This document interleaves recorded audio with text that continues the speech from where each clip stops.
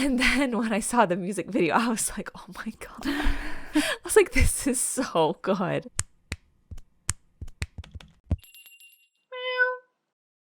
Howdy Meowers, my name is Yellow. Welcome back to the BlushCat podcast. I am here with your favorite other host, Devin. Yo, everybody, what's up?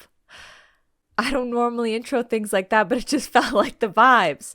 Your name is Yellow. Can we talk about that for a second? Sure. Why? Because I thought of colors because of some of the things that we're talking about today. It made me get like the vibe of colors. And the BlushCat colors playlist? I see. No, the first color that I thought of was yellow. I thought that was appropriate for today's episode. Okay, cool. Well, thanks for being here with us today, Yellow. And side note, because I'm sure we haven't been able to update the people in quite some time, there is a BlushCat colors playlist. Go and check it out on our spotify.com/blushcat. Is that a thing? Do we normally say that? No, it's sptfy.com/blushcat. That's our short link that you can use.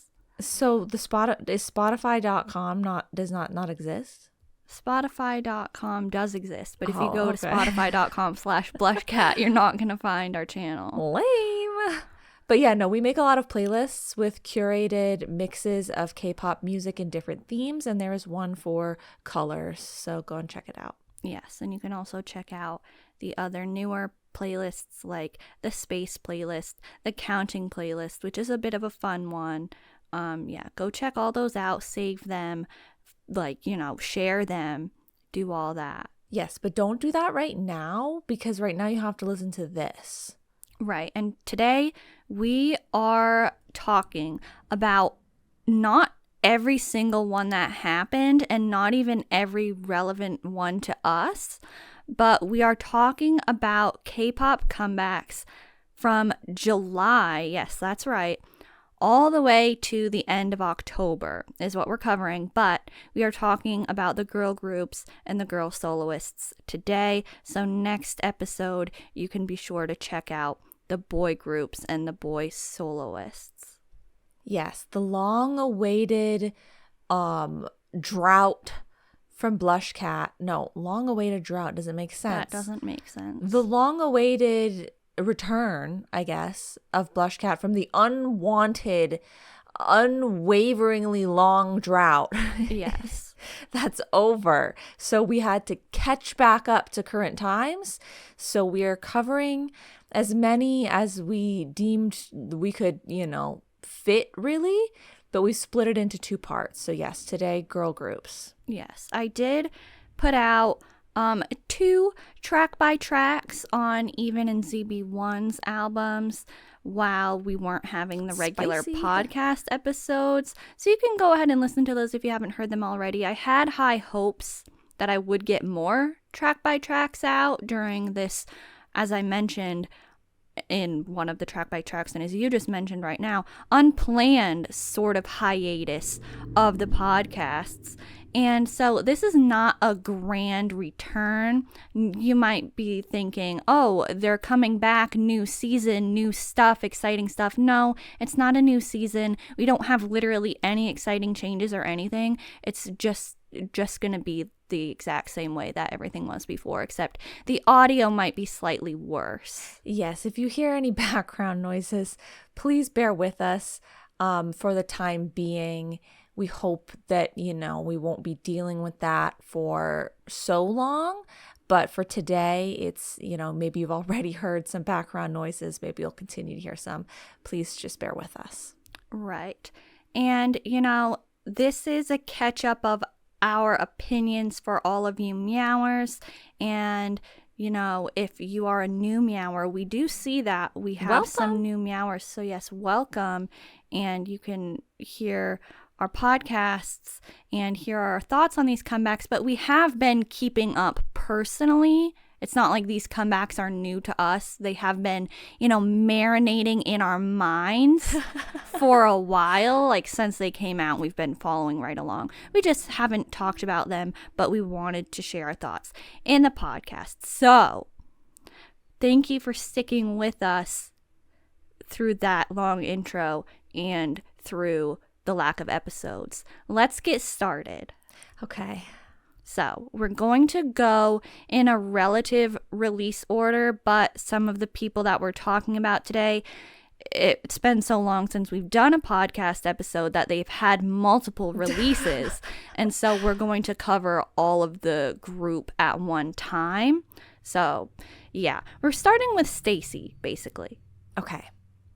Yeah. I am excited. I worked hard for this. I worked hard to make sure that I was going to be prepared to be talking about all of these different things because there were so many over such a length of time. I was like, no, you're going to go through them, you're going to have your list, and you're going to be prepared. So I'm ready to talk about them. Okay. I won't be surprised, like, the way that you're, like, saying that. I won't be surprised if you're like, oh, did you see this? And I'm like, no. So, yes, I will, give the rundown of what they released. We're not talking about their newest release, even though it just happened and technically we could talk about it, but we're not talking about that one. We're talking about Cheeky Icy Thang. And the title is something that, I don't like to say, but that is the title of the song.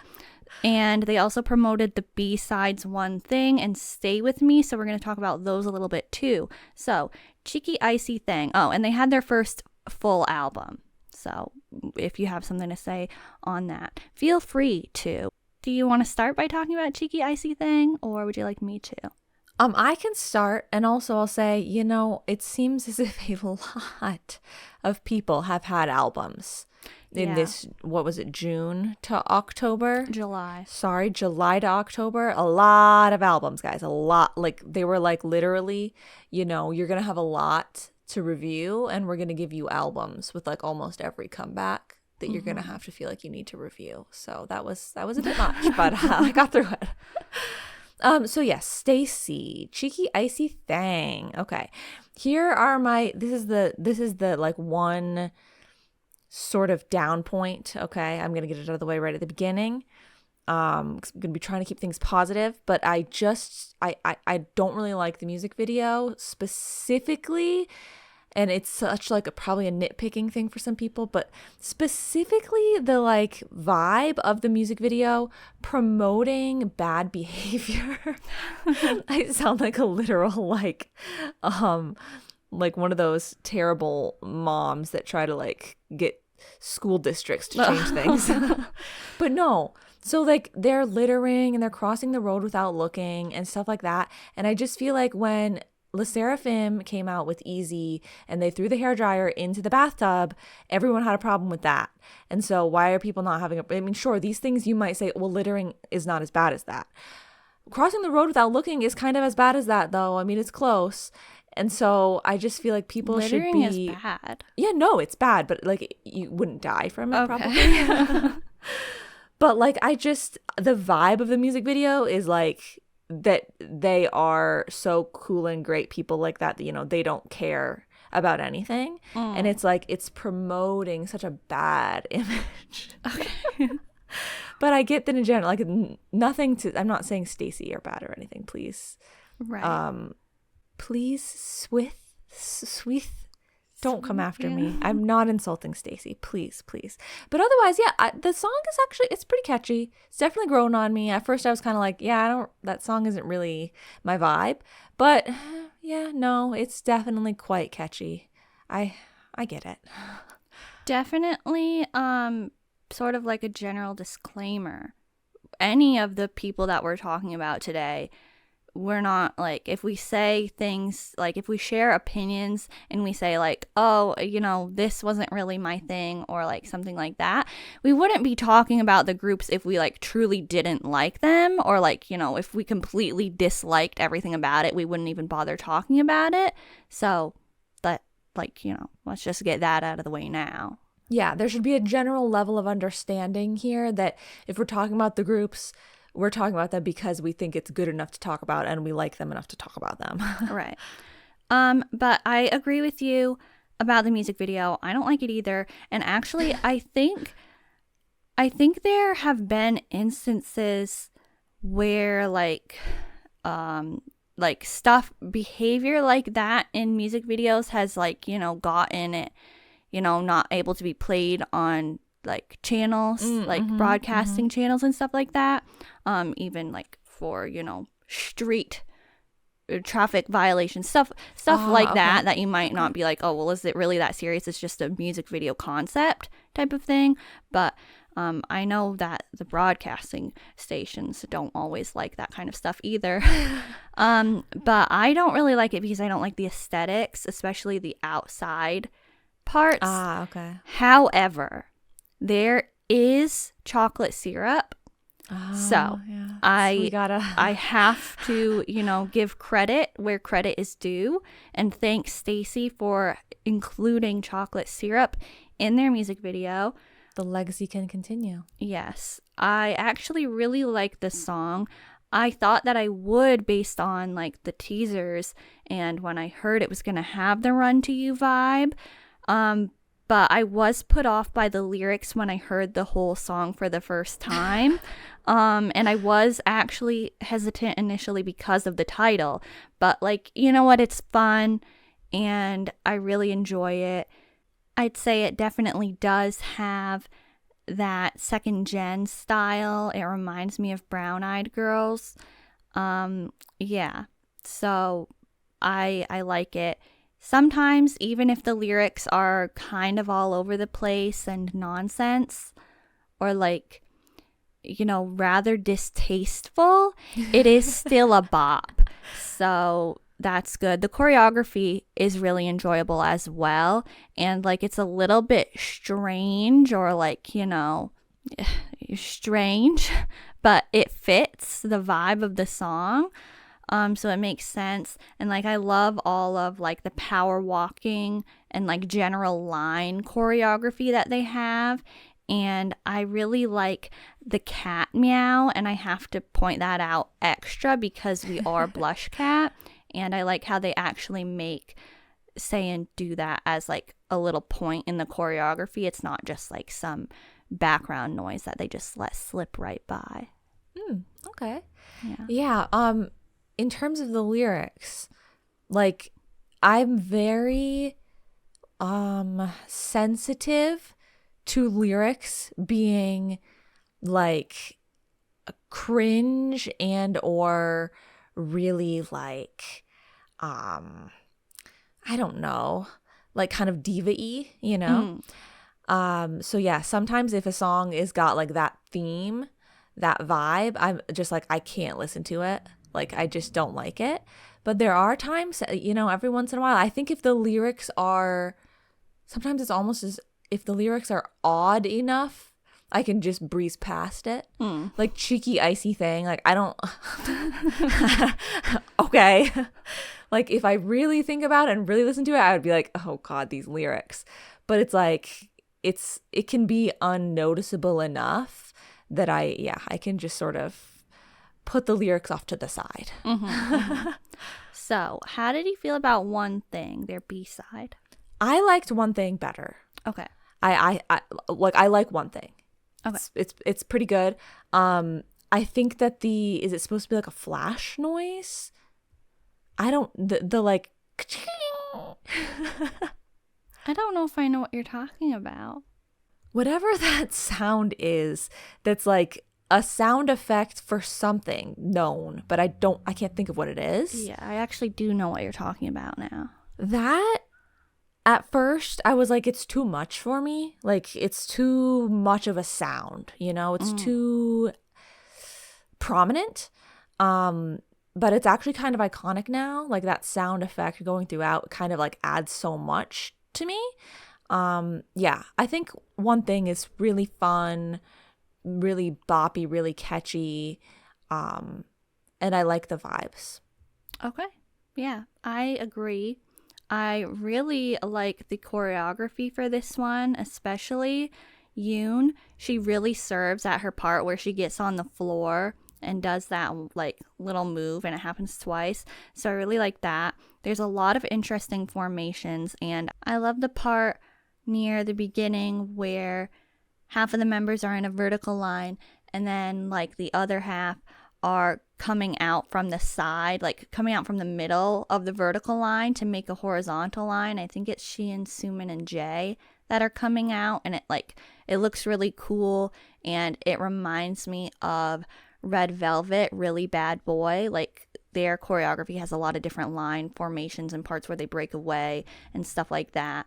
And I think that's part of what is making their choreography so satisfying, because they do a lot of different lines. And like, I think about Bubble, that had that same kind of effect going on too. And so yeah, I really like it. I think all of the songs that they promoted this time were really catchy. Like, all of them get stuck in my head really easily. Okay, sure. So yeah, the last one that we'll talk about from their promoted ones is Stay With Me. So I'll just say my thoughts on it. I really loved this when I heard it on the album, which I really did enjoy their album, like the first few listens, and like going back to it now, like now that it's been months since it's been out, I still do enjoy it, but it's like more noticeable. Like you said, like, I don't want to like spoil something that you were going to say in case you wanted to talk about that, but you said it sounds very STAYC. Yes. And like, I agree, but like, so I'm not like the biggest fan of like all the like vocal effects and stuff that they do with their songs. It makes like the title tracks fun, but when like every song kind of sounds like that, it's like not exactly my style. But I still think that the songs on the album are pretty good overall. Like, there's nothing that's really like too flat or boring. So that was good, and they all had like either, you know, unit or solo songs as well. But yeah, I was glad that they promoted Stay With Me. I think it's clever that they fit the fandom name into the title, and I really appreciate that they made a fan song that's like bright and fun and energetic, because fan songs are usually like sentimental ballads, but like, you know, that's great too, but like, this is just unexpected and it's really fun. Yeah, that's true. That's a nice point. Yeah, Stay With Me is the one that I'm the least familiar with out of the three. I thought it was fun. Yeah, I thought it was nice, but I don't have much more to say on it than that. But yeah, I listened to the whole album, and being someone that doesn't listen to very much STAYC music, that is something that I thought when I heard it was, wow, every song sounds so much like a STAYC song. Like, they seem like they all had that like STAYC sound to me. And then going off of that, I'll just say, out of all the people, groups, and songs and albums, everything that we're talking about today, there actually isn't very many.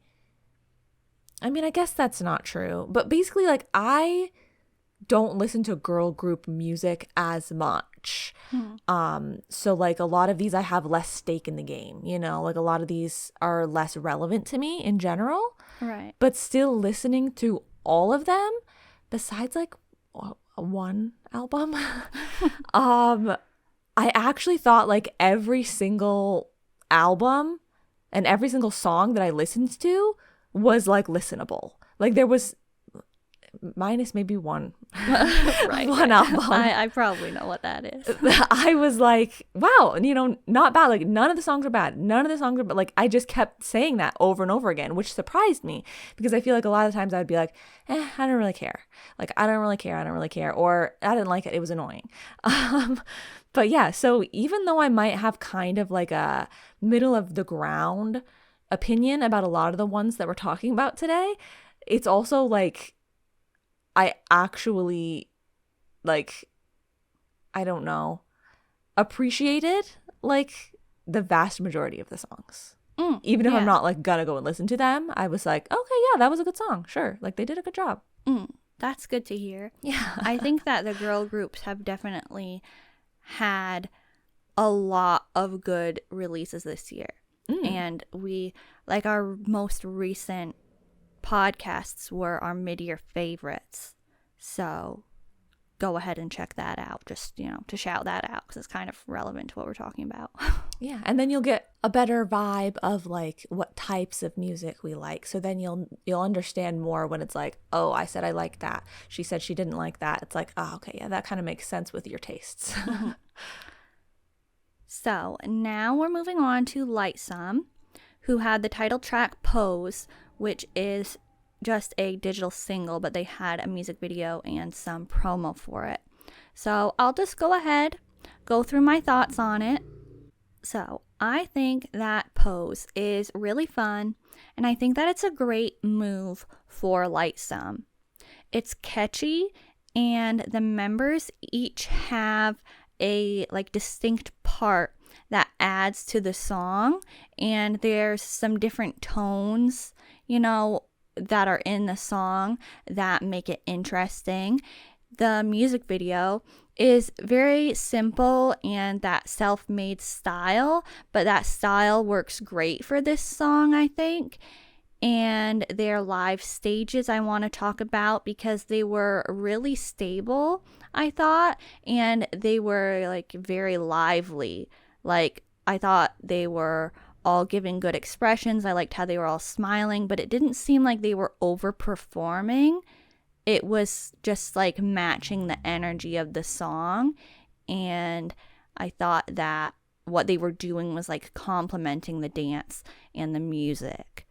So yeah, and I feel the same about the music video too, that like it doesn't really feel forced. Like sometimes those self-made style videos can feel like forced fun or something, but this felt more natural. And yeah, like it's a little bit of that trendy style overall, even in the sound of the song, but I think that, like I keep saying, it's fun and it suits them as a group. Okay, yeah. I mean, this one, I just sort of was like, oh, yeah, it's fine. It's chill. Like, sure. Okay. That was it? Yeah, I don't really have much more to say on that one, but I don't think it was bad. Okay. So let's move on to From Us 9 with Supersonic, and they had two other songs, Beat the Heat and Take a Chance. Why don't you share your thoughts on Supersonic, the title track? So this one, it's grown on me as well. Like when I first heard it, I was kind of like, it's a little, a little too chill, like a little too like, I don't know. It was just like, I was waiting for, something to happen, right? Like to pick up or something. And I just feel like it's kind of really chill, but I get it. That's the vibe. Once again, that's the vibe, and that's nice. They did a good job. What I like about it is I like the styling, like the amount of dynamics they put into it. So it's not super generic, but it's, it's pretty much like more like a street clothes style, but like there's points of interest. They added accessories, they added like extra detailing that keeps it interesting, and I appreciate that. Okay. That's what I've got to say. Okay. I would like to say our icon, Supersonic. Am I right? I'm right, because this song was giving us the summer vibes that we were honestly lacking this year. Very summery, yes. Yeah. It was giving us catchy choreography that we needed. It was giving Daya woo-woo in terms of the sound and music video aesthetics. I wasn't sure, honestly, how I'd feel about this comeback because I don't really like that retro aesthetic that they were going for, and like the color palette and text that they were using for the teasers and stuff isn't my style. And I still don't really like the aesthetics like of the music video, or like I don't really like the music video in general, honestly. But like the song is a bop. The dance is so good, minus honestly a few parts that I feel are overused moves. Ooh, like okay. I feel like there's just some of that happening. But the rain scene at the end of the music video, that's iconic. I'm glad that it got some hype and multiple wins. yeah, Supersonic I thought was a really good song. I do think that some of the choreography definitely does help me, at least. Like if I had just heard the song versus hearing it and seeing the dance happening with it, I think that helps for me to add more interest. Yeah, it was also fun. Like I saw a lot of people do the Supersonic challenge, and that like it added to it. It really had good vibes. And so I appreciate that. It was like Frumis for sure in sound, but also like, just general summer fun in sound. So yeah, how about Beat the Heat or Take a Chance? I'm assuming you listened to those. Yes, I did. I've only heard them once, so I don't even remember them. But okay. My note for Beat the Heat is nice. And my note for Take a Chance, maybe you know what I'm talking about. I don't really know what I'm talking about. Like, I couldn't put my finger on any more than this. But I did say in my notes here, it sounds like a The Boys song.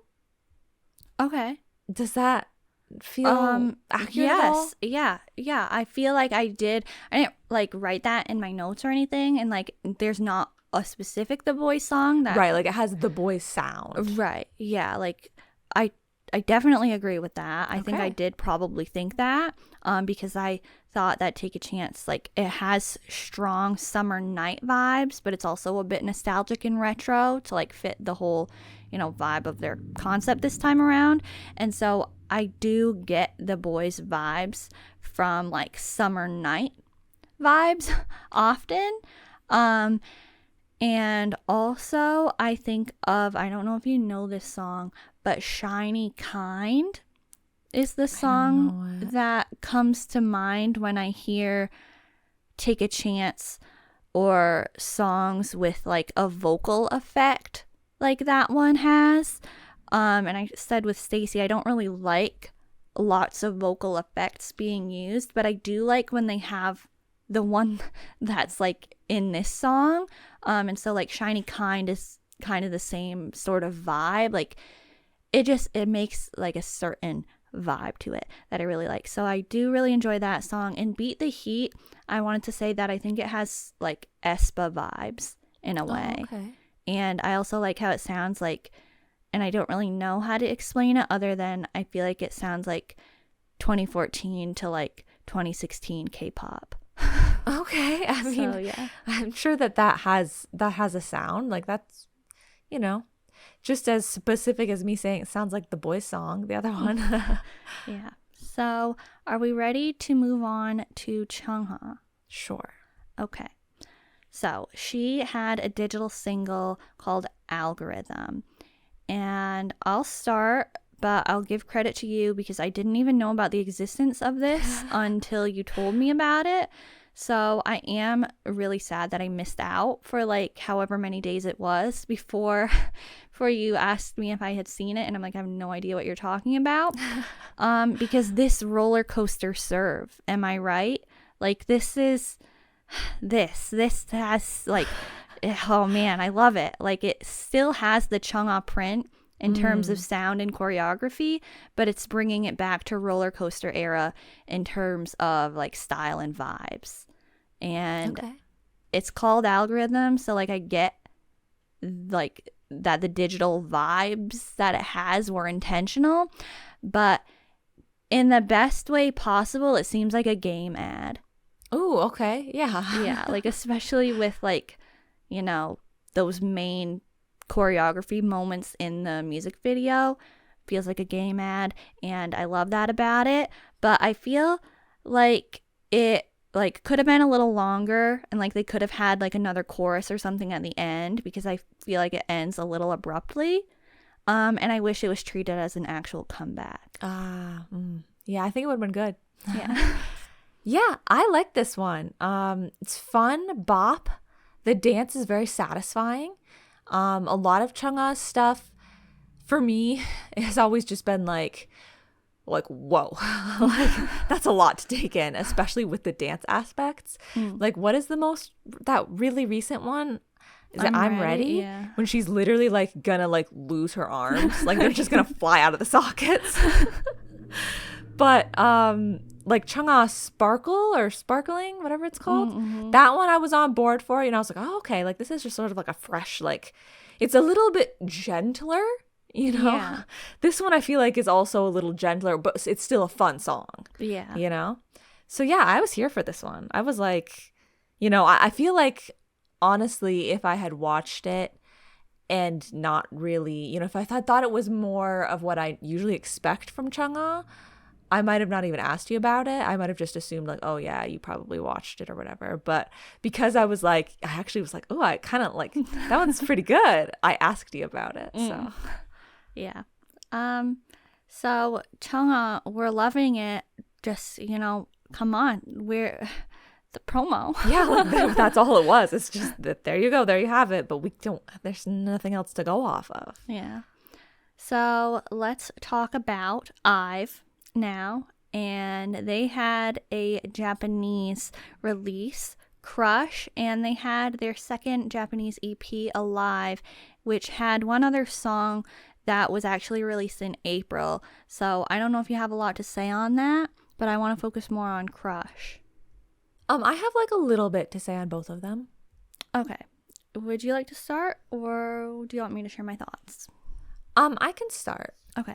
So for Crush, I honestly just kind of felt like it was fresh, bright. I feel like I had something more specific to say about it when it came out. I feel like there was a specific like thing that I was like, it feels like this or something, but I don't remember anymore.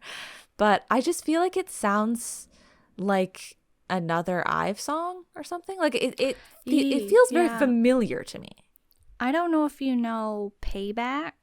It's a B-side. I don't think so. But I really love that song, and I feel like it has vibes of that. Oh, okay. But yeah, I mean, yeah, those are the main vibes I get, is fresh and bright and IVE. Okay. So what did you think of it? Okay. Who can guess? Who can guess what I thought? Anybody leave a comment below before I talk about my thoughts, and you can see if you're right or not. I really like Crush in terms of everything, basically. Everything about it is really good. That checks out. It's IVE and it's me, so that should be no surprise to anyone. I didn't know if I've been saying this a lot about the things we were talking about, but I didn't know if I'd like it, like if I'd like the music videos, because of like the teasers and stuff that I saw, because like, no offense, but they gave me sort of that like cheap set like vibe, which honestly the music video does have that sort of style, but I feel like it's like a little bit higher budget of a version of that. Like it's an elevated set sort of style. But it's cute and it's fun. The like pink and blue and white make it like cuter and, like you said, fresh, and like more so than the music videos that usually have that sort of style. Gall's singing parts, so unexpected, but so good. I almost lost it when that happened, and like multiple times throughout the song I was like, wow, okay, here we go. I hope she gets more parts like that. Ray's lines are really satisfying as well, and I love the phone call part. Yeah, I actually really like the mix of sort of like lower tones and then the lighter, refreshing tones that everyone's using. And like, there's little egg yolk lines that are thrown in that make it cute. And the choreography, simple but clean, cute. I wish that there was like a dance practice for it. Maybe there is somewhere and I just missed it, but I don't think that there is. But like they did a lot of challenge videos for it, so like I saw it quite a bit. And I think it suits the song really well. Yeah. I really enjoyed everything about it. Their hair is so cute too. The video's cute, the song's cute. I love it. Great. Really good. And petition to have more availability to see choreography / performances for Japanese releases. Okay, because sometimes they've got cool choreography. They've got full dances, and you just, you have one music video, nothing else. I'm looking at you, the boys breaking dawn. True. Yeah. They did have at least like one performance on like a Japanese network, which I saw and enjoyed, but it was like super low quality, so I couldn't really see it. I didn't click on that. Yeah, like, so sometimes that happens, like with NCT Dream, that will happen sometimes with their Japanese stuff, and those, like, NCT Dream Japanese releases are so good too, and I'm like, give me more. But yeah. Okay, so the other song you said was from April? Called Will? Okay, wow, I can't believe that's from April. Because let me just say, sorry, that this was is like a Pokemon song. Oh, so okay. If it has those vibes, it's because it is those vibes. If you haven't done a Pokemon song, are you even in K-pop? Because like I think I saw Aespa has a Pokemon song apparently when I was trying to find I was going to their pages of releases to click on their stuff. I was like, they have a Pokemon song, and then Hyphen has a Pokemon song, and I feel like ZB1 just had something to do with Pokemon, not a song, but I kind of feel like New Jeans has had something to do with Pokemon. Maybe I'm completely wrong. I don't know, but there's a lot of Pokemon connections in K-pop. But this song I did not know was a Pokemon song. I just knew that it was fun and boppy and summery. So that's why I'm surprised that it came out in April. Oh, okay. Because it feels really summery to me. Yeah, it does. Like, it's kind of like Not Your Girl in a way. I don't by know. IVE. I will say, honestly, it's not one of like my preferences for IVE music, like for IVE songs. I like the chorus, but the rest is kind of take or leave. Like, I can tell that it's like, and not to knock Pokemon music, because we all know that can be really good. Iconic. But like, I can like tell that it's for Pokemon, or like a character, like a cute little character show type of thing. Like, it just has those like vibes. I don't know. It's not my favorite. I gotta listen to it again now that I know that it's a Pokemon song, because like I know Pokemon songs. Yeah. So okay, sure. But I like the chorus, and yeah, it has summery vibes, so that was nice. Okay, we are moving on to Yena. And I guess I'll start. She had Nemo Nemo, by the way. That's what we're talking about. Nemo. True. And she had 2 other songs. And so, my thoughts on the title track are, yes, K-pop serving us J-pop and doing it flawlessly. I like most of Yena's title tracks, but I had been hoping for vibes like this again, and she definitely delivered. I think that it's cool how it actually sounds like Japanese for a lot of it, but it is Korean. There's like a lot of extra aside background lines or like spoken lyrics that are really fun, and they enhance the quirkiness and vibes of the song. I like the sound of the song the most. I think like the actual song is my favorite part probably, but the choreography is also fun. And I love the parts when she like presses her fingers together. It's just, the smiley energy set such a precedent for her. And so like this has that, but like I like how she's shown that she's capable of other concepts, like with Wicked Love, but like she also clearly knows that she does this concept really well. So she keeps releasing things with this bright and happy energy. And I just like, this song has smiley energy, so I really like that about it. And I'm also glad that this song has been getting like good reception. I noticed that you did not mention anything about the music video. Yeah, I don't really care about the music video that much. It's not like my least favorite of her music videos, but I don't really like it very much. Okay, well, here's the thing. I'll get the music video part out of the way first, because I feel like I wouldn't have thought this as much, maybe, I don't know, if I hadn't been served up an ad I don't even know if it's real at this point. I'm starting to question whether that was even a reality. Because I've actually seen nothing for it ever since. I've seen and heard nothing about how... Okay, so I was served up an ad for the Minecraft live action movie that I really just did not know what I was even looking at. And I feel like it had some celebrities in it. Like there was people I was recognizing in the trailer. And then they go into this world and it's Minecraft, but like everything was square, but they had fur and stuff. Like it was showing like llamas or alpacas, but they were square, and they were using like, you know, this sort of weird hyper realism version of square Minecraft stuff. It was so odd. And then I saw Nemo Nemo and I was like, Minecraft? Okay. Like it's just, I feel like maybe I wouldn't have made maybe everyone's going to make a Minecraft connection because it's all square, right? Mm-hmm. I don't know. Or maybe I wouldn't have made the connection so much and I would have just been like, wow, Yena's got another quirky, weird video. I did not connect Minecraft at all. Okay. I'll be real with you. I didn't. feel like that's surprising. But I had just seen the ad, and I've never seen it since. But yeah, so the music video is definitely really weird. But that aside, I do really like the song. We all know that I'm a huge Wicked Love fan, though. Mm-hmm. Like, that is my Yena moment, Wicked Love. So I sort of am listing this one as my favorite Yena, quote unquote, song. You know, her songs that are in the typical Yena vibe. This is my favorite out of those. I haven't ever disliked the other ones, but it's just not the type of super boppy music that I would regularly put on. But like this one's pretty good. It sounds like a racing song. I think it sounds like it belongs in Sonic and Sega All-Stars. Yeah. So yeah, like it's really good. I liked it a lot. Okay. Yeah, I agree with the the vibes of that for sure.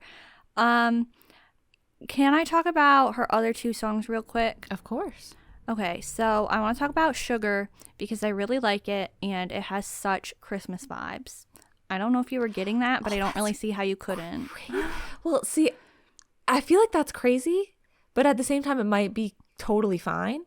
But what I wrote down, because I've only heard it once, so I can't like tell you right now if I agree with you, you know, because I don't remember it. But what I wrote down was skipping through flowers. Okay. So I wouldn't say it's the same as Christmas, but I feel like skipping through flowers songs and Christmas songs could have the same sound. I do. I get how you could say that about it. Okay. But like it's giving second or third gen girl group Christmas release, and I love that about it.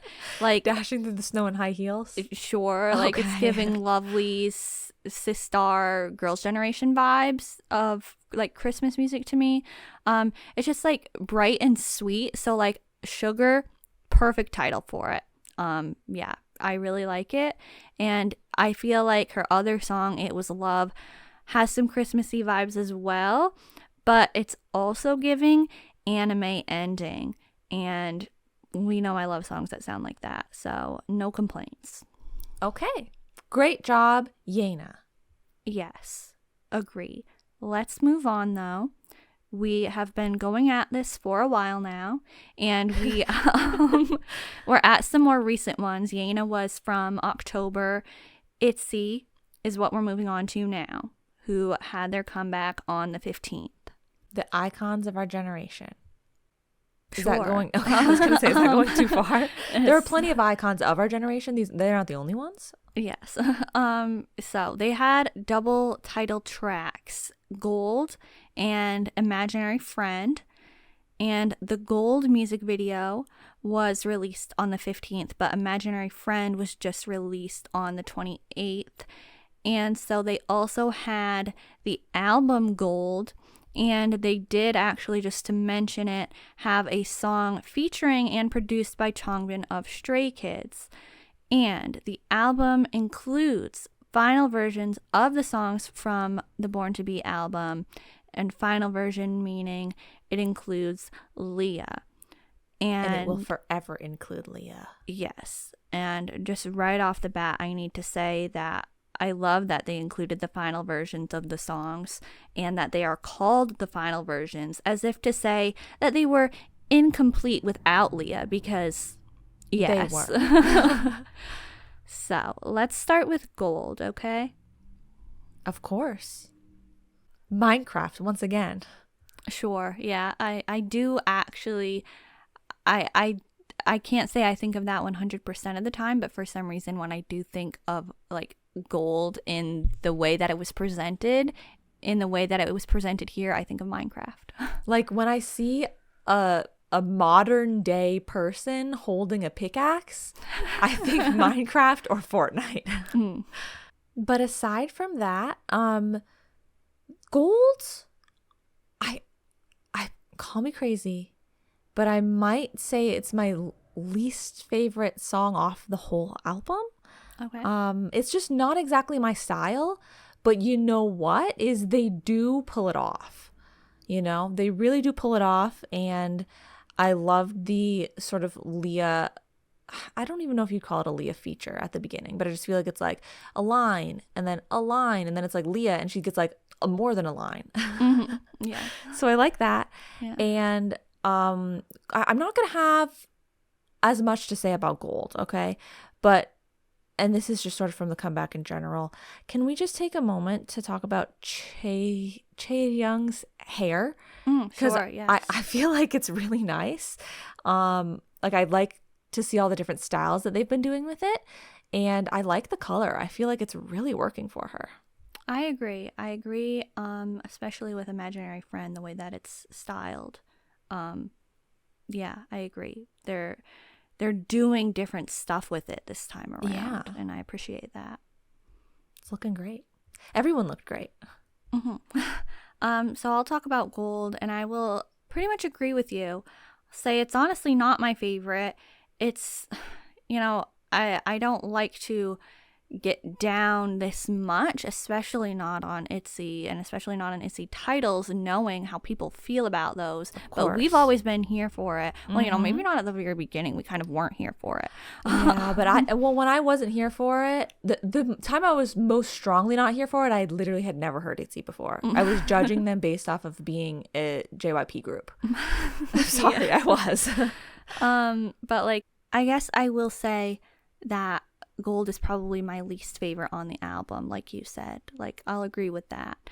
You know, there are some choreography moments, if I'm going to talk about that are like baggy jeans. Oh, right. The music video doesn't really captivate me, and it's just like you said, it's not my preferred vibe, it's not my style. Yeah. But I do think that they do a good job. I think they pull it off. Their live vocals are always so good. I don't know how they can swing their heads around as much as they do, and their hair just, you know, settles back perfectly for the rest of the performance. I don't get that. Like, is their part hair sprayed or something? Like, I don't know, but like, share with the class, you know, how that's happening. And yeah, I like the Leah feature, as you were saying at the beginning, like the spotlight part that they do as it moves from member to member is cool. And so yeah, it's grown on me, but it's not gonna be one of my favorites. But let's talk about their second title, Imaginary Friend, because this is everything to me. Okay, yes. This is everything. Go ahead. Okay. I forgot which song was going to be the second title track when I was like, you know, listening to the album for the first time. And I was like, well, I know they're having two titles, but I don't remember the name of the second one. So like when I was listening, I was so hoping that it would be this song. So I'm really glad that it is. Like pretty much every single time that I've listened to it, which is already a lot, I've like gotten like, I don't really know if it would be described as chills, but like that vibe, like that feeling of just like, wow, this song is like actually like physically like a wow sort of song. And it does definitely remind me of Artemis Virtual Angel in both the sound and the concept, but I guess that's becoming a sort of trendy thing. And I love both of the songs, so I'm not complaining about that. I just wanted to point it out. The music video, which came out the other day, met my expectations because it's really good, really emotional, and like powerful. And I love that moment at the beginning of the music video and like choreography generally, where they're all just like staring, and then the music starts and it's Leah. Oh yeah. And the dances, you know, the way that it is, and it's really, really powerful, so good, so perfect. And the last thing that I guess I'd say, or like the last two sort of things, I was hoping that they would do something with similar vibes to Bet On Me. And I'd say that this is like Bet On Me adjacent. Okay, yeah. And I was also really hoping that in one of the title track choreographies, they would make the crown pose over Leah's head. But to have her literally being the center of a crown is really good too. So yeah, really great. Yeah. So when you told me that this was going to be or that you were hoping it was going to be the other title track, I was thinking like, you know, I heard it after you said that. And then I was like, oh, you know, okay, like I get it that the song is good. Like I listened to it and I get it, but I don't understand how they would make that like be a title track. Like how are they going to promote that? Like what are they going to do for it is what I thought. And then when I saw the music video, I was like, oh my God. I was like, this is so good.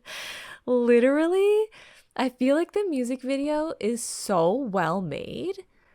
Like, I just feel like it just goes to show how good it is, because I heard the song and literally thought like, yeah, but I don't know what they're going to do with that. And like, they showed me what they were going to do with that. Like, it's, yes, straight from the start with the beginning dance move part with Leah in the middle, it's like, wow, okay, this is gonna be good. Yeah. And then the part when they're like kneeling and they do the, you know, the wiggly up and down move when they're kneeling, like, so it's just so good. It's so captivating. Like you said, powerful. I think captivating as well. Like, even though it's a slower songs for me always either go to I thought it was boring or I thought it was captivating. And for this one, captivating. Like, I will watch it repeatedly and listen to it repeatedly because it's just like, it brings me in. Yeah. And I love all of the Leah feature parts. Like, it's so good, and it just makes it so much more like emotional. Like, I'm like, literally, why do people, especially girl groups, keep making crying things over and over again? Like, can we stop? No, don't stop, because it's actually so good. Everyone that's doing it is doing such a good job. But yeah, like, I just think it's so funny how when I first considered this as another title track or promoted song, I was thinking, yeah, I mean, okay, like, I get that it's good, but I just don't know if I'm gonna get it. But no, it's like, it's perfect. Yeah. It just is. Like, I want to just keep talking about it, but I just be repeating like how perfect it is over and over and over again. And so like, everybody, like, go watch it, listen to the song. Like, I can't wait to see them like promote it, like, you know, more on music shows and stuff like that. And I'm really glad that they made all the choices that they made for it. Like, every choice that they made with it is really good. Yeah. And I also wanted to mention, because I kind of forgot about it, but I think it's worth mentioning, the effective use of backup dancers. Oh yeah. Like, I thought that was really interesting what they did. And like, you know, they weren't taking away or being too distracting. It was like perfectly adding to it. And I just, like, the music video isn't even, like, there's not even that much going on. It's kind of simple in terms of, like, you know, shots or, like, sets in a way, but, like, wow. Especially compared to a lot of music videos happening right now. Like, you would definitely say it's really trimmed down compared to the amount of, like, scenes and, like, visual stimuli. Yeah. And, like, in general, like, their music videos always have a lot going on. but this is like, oh man, it's just really good. And I like too that it's another, because I feel like so many of ITZY's title tracks have a certain I don't even know if to say a certain vibe or a certain like genre or anything, but like one that stands out to me as being different is Mafia in the Morning. I feel like everyone forgets about that one, and I feel like it's so good, but it's like, you know, distinctly different for ITZY. And this is finally, and we're getting another glimpse of a distinctly different one, but they still kill it, like just like they did with Mafia in the Morning. Like, it's so good. Yeah. And I haven't seen a stage performance of it yet. Oh no, they haven't had one yet. Okay. So they haven't had, since we've been, you know, as we were talking about this, they haven't had one yet, so I haven't seen it yet, but looking forward to that. Yeah. Did you have anything to say about the other songs on the album? So I don't have a lot.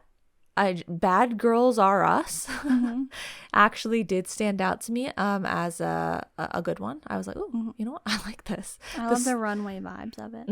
Okay. Like the title I thought was like, you know, oh God, this kind of song. Yeah. But no, I like it. And overall, I think every song is good. Yeah. I think that, you know, Bad Girls Are Us and Supernatural both have a sort of like glitzy runway feeling, and I was hoping that Gold would be like that, like more glamorous of Gold as well. And also 5, I love that they have a song called 5. Like, just yes, like prove ITZY is 5 to us even more. Like just keep going with that. I love it. ITZY has literally done with this comeback what they've done at every single comeback that I know of, which is listen to all of the losers out there that are saying stuff and be like, we don't care. You know, like that's what they did with Cake. That's what they did, you know, like they keep doing that, and they're like, we're going to do it times 500. Yeah. But also 5 kind of sounds like Lightsum Pose, and I figured I'd mention it because we talked about Pose. So, okay, is that all that we're saying for ITZY today? About ITZY? I guess we'll have to wrap it up. Okay, let's move on to another really, really strong one, probably for both of us, which is, well, I mean, at least, okay, for me. I don't know about your thoughts that much. But Billlie, we're moving on to Billlie, who is also serving us a double title. They have Trampoline, and they also have Remembrance Candy. And that actually has lyrics by IU. So that's an interesting point. And they had their 5th mini album. And we're going to start by talking about Trampoline because that was released first. So on Trampoline, and basically any Billlie song in general, but I want to say, you know, Billlie, the vocalists that you are. Am I right? Because, yeah, this song is such a vocal serve. And I need to shout out Harm specifically because, like, her bridge moment is perfect. The music video is so simple, yet interesting at the same time. And I think what you said about Imaginary Friend, captivating is a good word for it, because although it's like literally they're just like jumping on a trampoline, sort of gets me thinking like I'm observing some sort of art piece or something. Like, I don't know, that's how I feel about it. Like, just it was such a good move, I guess, for the video, even though it's totally not what I was expecting. It's actually not what I was expecting in terms of sound for a song called Trampoline either. Oh, yeah. But it actually does have a sort of whimsical vibe to it, like what I think of when I hear Trampoline. And also, like, Billlie is known for a sort of whimsical style. And so I get that whimsy in the music video, but there's also like emotion and like refined sort of, I don't know, elegance is taking it in a little bit of a wrong direction, but like, you know, refined something that is coming from their vocals and like their overall energy. And it's really good. And I think that the message is really relevant, and the concept of the trampoline is a perfect metaphor, and I really like the lyrics a lot. I don't know the message, but I do feel like I know a good way to describe it. Swanky. Swanky. Okay, well, yeah. Well, like, because you're saying refined, right? Like, yeah. I feel like, well, this is what I was thinking when I was listening to it, is I was thinking it felt like a hotel, singer, that like swanky vibe. Right. And then I saw the stage performance and with the microphones and the outfits that they were wearing, and I was like, oh, okay. I was like, that is the vibe then. So yeah, I mean, I think that they nailed the vibe with the, like, that was obviously the vibe that they wanted, because that's the vibe that I got. Yeah, I don't know. I don't remember if with this one or with just Remembrance Candy I was looking at the lyrics. I don't think I saw them for this. I don't know the message. With this one, I was just kind of like going in blind, But it was good. I didn't have any problems with it. Like I said, swanky, like a very different sound for a K-pop promotional song. Mm-hmm. Yeah. And I appreciate that, because they did a really good job with it. Yeah, me too. I think they're always giving us something different and unique, but like it's become so Billlie that it's working for them. So what did you think about Remembrance Candy, though? Why is it so hard for me to say remembrance? Okay. Remembrance Candy. So immediately the IU sound and influence is there. And I feel like I remember you saying, yeah, Billie's going to have a song and IU wrote it or something like that. And I was thinking, oh, wow, that's interesting, because to me, IU, her sound is so distinct and so unique. And like, how does somebody else do her sound, right? Mm-hmm. Like, is it going to sound like her sound? And it does sound like her sound, but they do a perfect job. Like, they do a really great job, obviously. It's so good. And it, to me, it just hits me in the same exact way that the Lucemble video did when we're talking about the music video. Because once again, like, I just, it's like I know the stories of these groups, but I don't expect that the music video is going to have some sort of, like, moment at the end like that. And then they just hit me with it. And I'm like, you can't just throw that in right at the end. Like, I just thought this was some quirky video. Just thought it was some quirky video about the candy and the Yeti or whatever. I don't know Billlie lore that much. I don't know about the Village of Perception, okay? I don't know these things. You can tell somebody's been trying to tell her about Billlie lore. But then the girl is comforting the other girl, and I know their names, but just okay. And check out episode whatever. And so, yeah, and then it just hits you and you're like, my God. Oh God, it's like it's another crying moment, like, again, but it's so good. They really did do such a good job. So what did you think of it? I keep wanting to say, how did you think of it? But what did you think of it? I agree with what you're saying. I think IU was the perfect choice for a lyricist for the song, and her influence is definitely there, but it's like Billlie has made it their own at the same time. Like, the combination of IU writing and Billlie vocals makes it such like a lovely song. That's a good way to put it. The music video, really good as well, very emotional, but they keep it light, and it reminds me conceptually of Wiki Miki Coincidestiny, which was also like emotional but light. I like how they've got the lore elements, with the snowy man. And I have been loving the music show stages.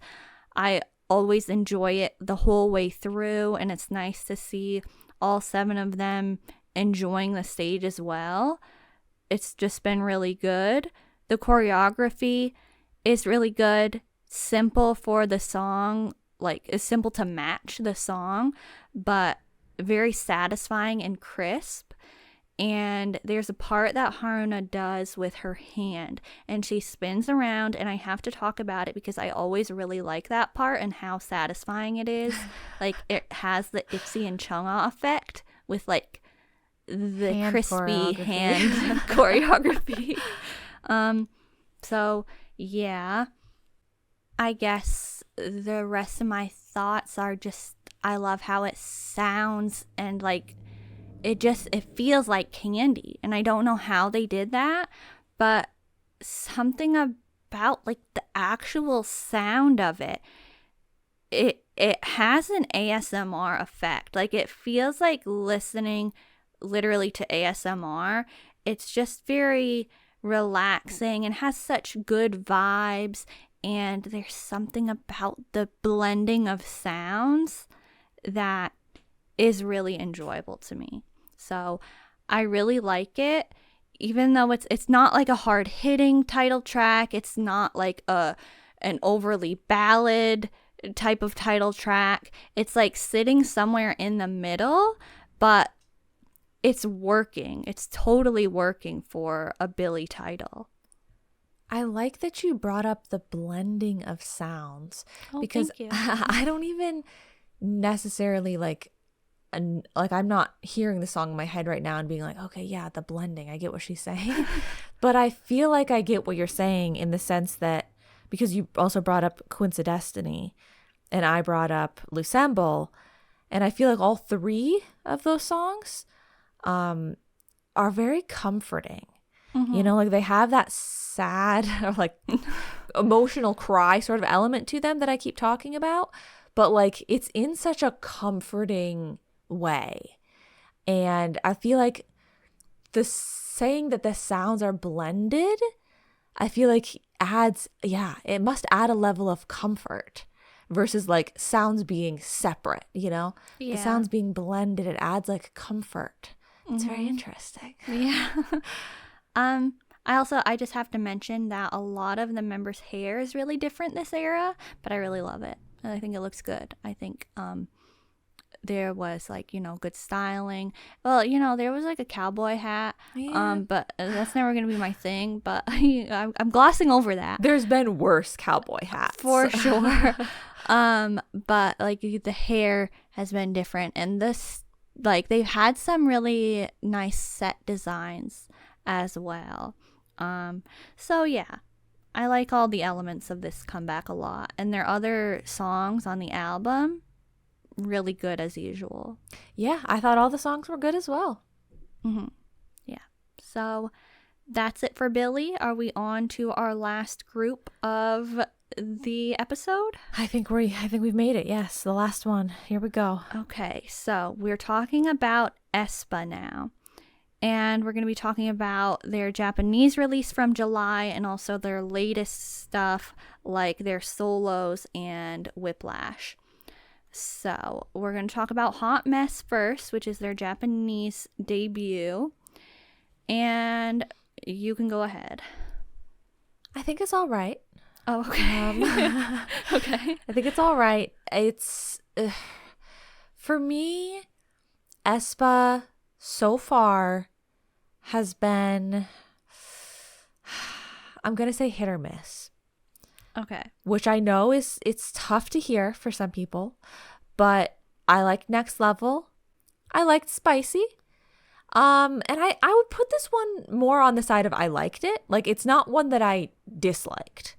And like Black Mamba, sure. Like, this is kind of along the lines of Black Mamba. Okay. Like, I'm not like I'm adding it to the playlist, but it's not one that I disliked. I'm very, for me, Aespa, it's a little more mismatched.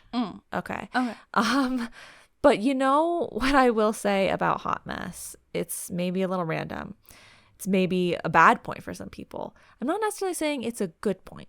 But the music video, when they're giants at the end, like I'm conflicted. I don't know how I feel about it, but I just do know that it reminds me of a very, very, very old Spice Girls music video Okay. where they also become giants in a city, much like Godzilla. And so I at the very least find that point interesting. Yeah. What did you think? Okay. Well, I really like it. I think that the song is really good, and then the music video came out and I was like, "Oh, this is so good," until they like ruined it at the end, in my opinion. Like, because I don't like that keeps happening, like the giant thing or like the weird flying in the sky scenes again. True. Like, they keep doing stuff like that in K-pop music videos in general and with Aespa. And I'm like, they could have kept the pink gas station anime video game type aesthetic and it would have been like great. Loved it.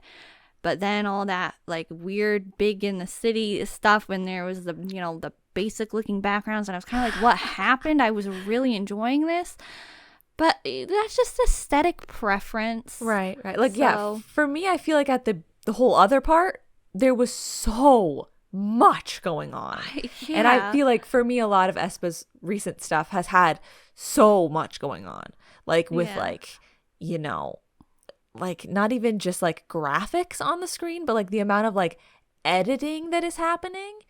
Like, and the amount of, like, I don't want to say AI. I don't know if it's AI, but you know, like whatever their last one was that they just did, Supernova.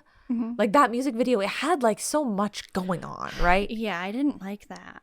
So yeah, I don't necessarily need that. Like, I'm not that much like Zoomer TikTok kid brain. Like, I don't need that much visual stimuli. So for me, sometimes it's like it's going too far when it does that much. Well, I thought like, yeah, there was a lot going on with the graphics and the text and the stickers and stuff, but like I didn't think it looked cheap or something. Right. Like, yeah. I thought that it was appropriate for the song and the vibe that they were going for. Like, it wasn't just like, oh, we're doing this random, like, you know, aesthetic for no reason to make it look like the TikTok aesthetic sort of style. It was like, you know, the Japanese anime video game type of style. And so I thought it worked well. But then, you know, it was, they went with like a different sort of Japanese aesthetic at the end. And like, so I didn't really, I don't know. And like, obviously it did kind of tie in, and I get that. But just not really my thing. But like, it reminded me of glitch mode aesthetics with a gas station, and I thought that was cool. So yeah, but I enjoy the song, and yeah.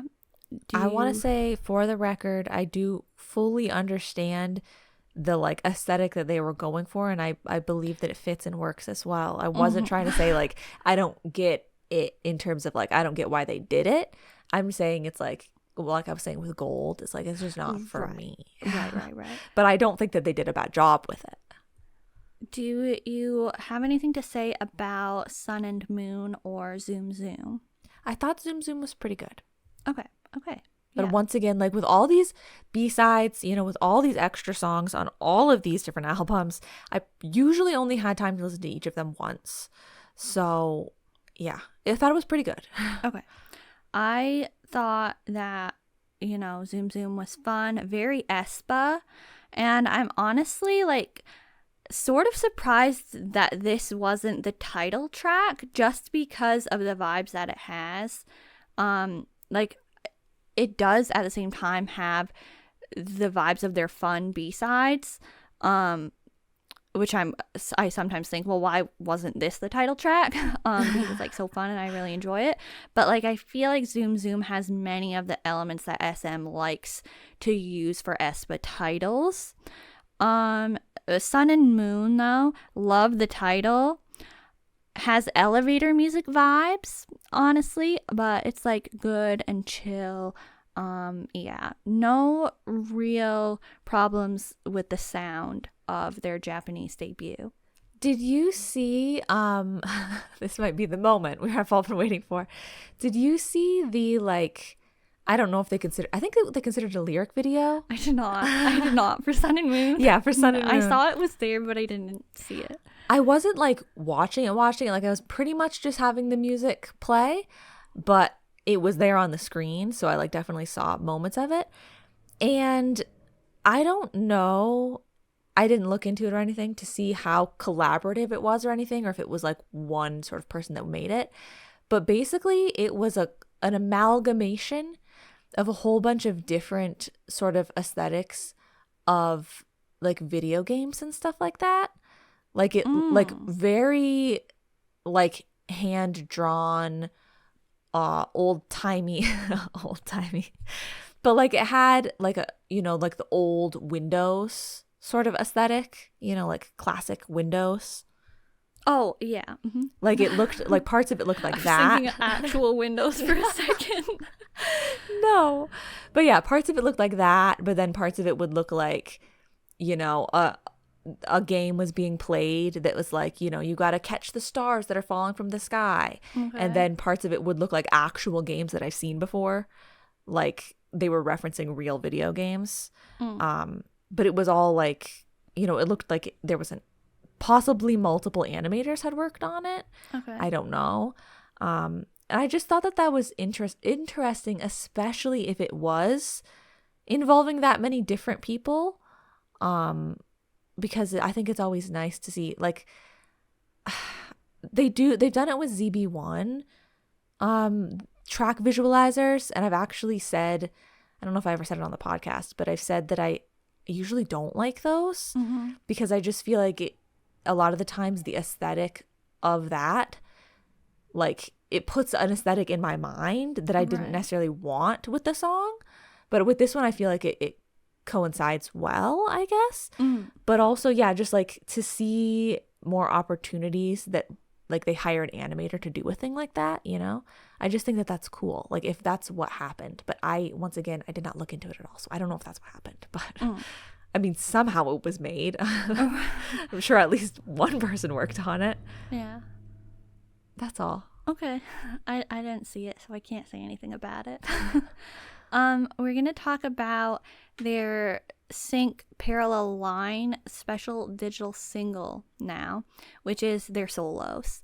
So each member got a solo, and let's talk about it. We can talk about Up, which is Karina's solo, because I feel like in like the way that it was crafted, it was like, this is the title track of the solos. And it's definitely the one that's gotten the most attention.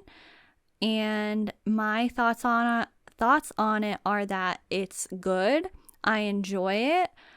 I wish it had like a dance practice video for it though, because I know there's choreography, because I've seen like people doing challenges to it, and I don't know how they're like doing that. I think she might have performed it at like, a showcase or something. Yeah, so I didn't watch it. I didn't watch it either, but I did see of its existence in that form, I guess, but I didn't watch it, so I don't really know.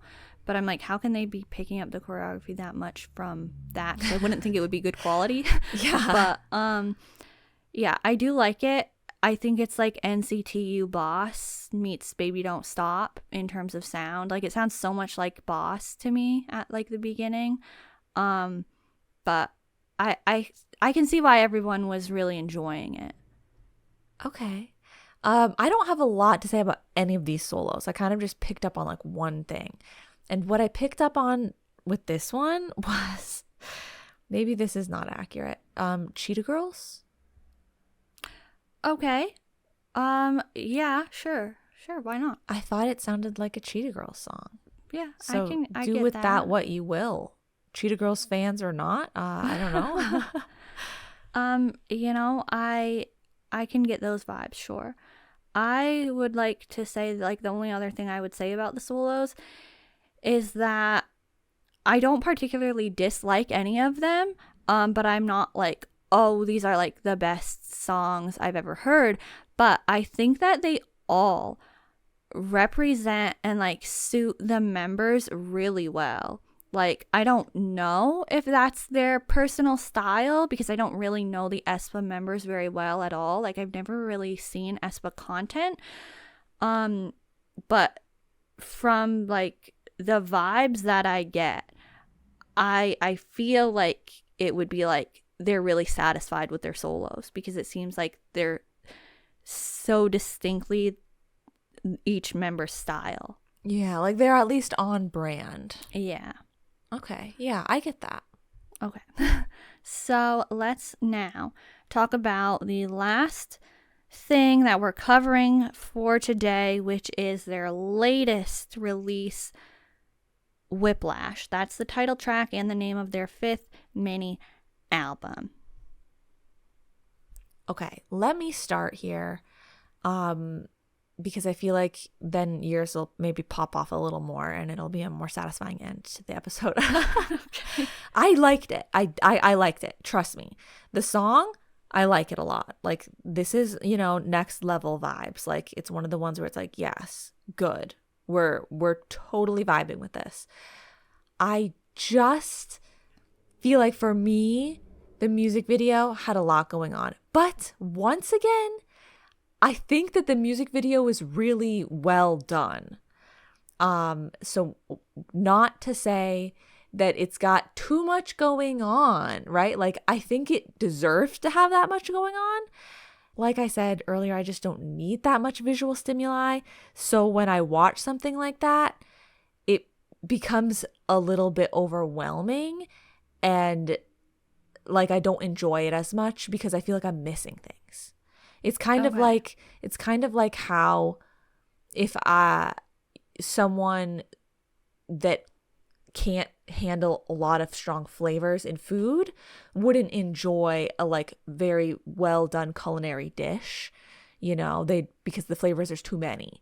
But like, that doesn't mean that the dish isn't well made. Okay. So I'm trying to say, like, I completely acknowledge that the music video is incredible in its craft. It's just like, it's so much for me that like I don't want to have to try and catch as many things, because I always want to look at everything. I want to look at every detail. That's the way that I take these things in. So yeah, it's a little much for me, but it also is serving. Like, I understand that. Okay. And I like the dance, Mm-hmm. and I like the styling. Okay. So like, it's pretty strong all around. It sounds like pretty strong, especially for you and like Aespa. Yeah. So I think it's another hit, and I thought that right away. Like, this was like, I know this is good the first time I hear it. And I was like, wait a minute, like, Supernova, that was really good. I even like, the Armageddon album I thought was really good. Armageddon itself, I was kind of like, well, Supernova I like way more, but it's not even like the worst.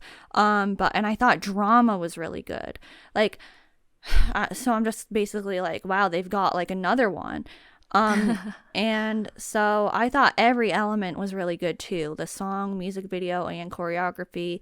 And I think, yeah, the styling is pretty good too, especially Karina's hair. That's like, the way that it is in the music video. I think it looks really good. The short way or the long way? The short, like wavy. Yeah, I like the short hair a lot too. Mm-hmm. So yeah, yes, the music video is really well made, and it's one of my favorites, honestly, from Aespa for sure. Like, I love how much is going on. Like, I love the pacing of it. I love the like simple color palette and the text on the screen and the transitions that they have, and it like, it works for the song really well, I think. And just, I thought it was really, really good, and it wasn't like, I didn't have any problem like keeping up. Like, I'm not trying to be like, oh, well, I didn't have any problem keeping up with it, but I'm like, that it didn't bother me. Right. Yeah. And it has second gen vibes, which, that I really enjoy, but it's still very Aespa, because it has that like next level style to it, which, you might be like, that's so interesting. That next level is such a distinct style for Aespa in our minds, because that was like a remake. But the music show stages especially, I feel like I'm watching like a Girls' Generation stage with like the atmosphere that they created for the performances. But you know, Karina doing the main choreography moves is just so iconic, and the choreography is like perfect for the song. Yeah, as is usually the case with Aespa, in my opinion, the camera work definitely does add a lot to the overall impact. So when it's just the choreography alone, it is a little bit less like dynamic and powerful when you compare it to the stages in the music video. But there is some more that's happening because of the backup dancers, and there are moments where it actually makes sense to not have a lot going on, because like there's intentionally slow motion parts, which I think are really cool, and it's like something different. So it like it's kind of working for them this time around, that the choreography actually is kind of like, you know, toned down without all the camera work. But yeah, overall I really like this title track. I saw on one of the stage performances they like did an effect with the camera that maybe imitated what is done in, you know, the music videos and stuff or something. Like the camera was like da da da, like it like sort of stuttered or something. I was like, oh, they like put it here. Okay. So I thought that was interesting. But yeah, overall I was concerned when I saw how much was going on with the camera work in the music video, that when I watched a stage performance, it would be a little bit more flat, like with Next Level. Mm-hmm. But I think it was less so the case. Yeah. Mm-hmm. Yeah.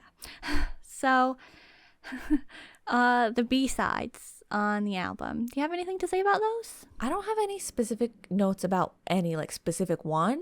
Okay. But I will say, and maybe this is controversial, maybe people don't like if I say like that one group sounds like a sound of another group that's from a different company. But I was getting, with more than one song, I was getting Blackpink vibes. Like vocal tone wise.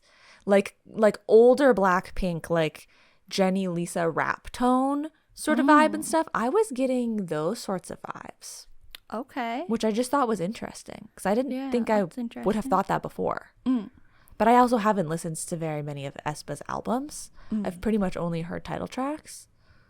Okay. I don't like maybe it just sounds like Aespa. I mean, I felt like it sounded like, you know, some of the Aespa B-side. Like I thought it kind of sounded like the spicy B-sides, like from that time. I don't think that I thought it sounded like Blackpink. If I did think it, it was like a fleeting thought that didn't stick with me.